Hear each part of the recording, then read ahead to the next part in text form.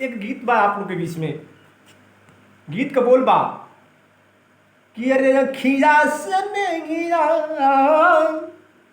के शुरुआत होला, अखिया से नैया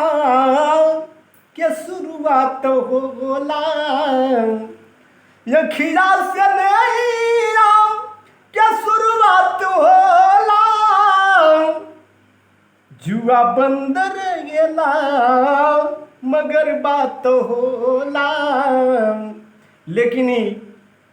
नवरात्र के पावन बेला में माता रानी के चरण में एक ठे भक्त के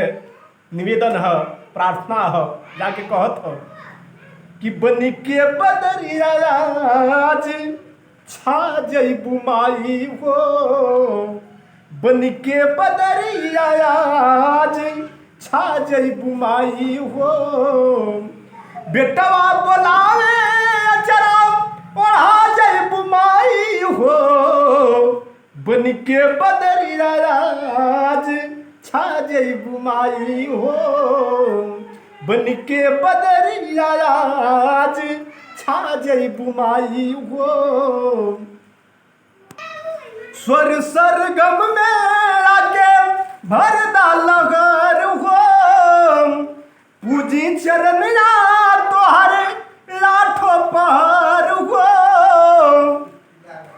ममता महान दुल राजइबू माई हो, बन के बदरिया आज छा जइबू माई हो, बन के बदरिया आज छा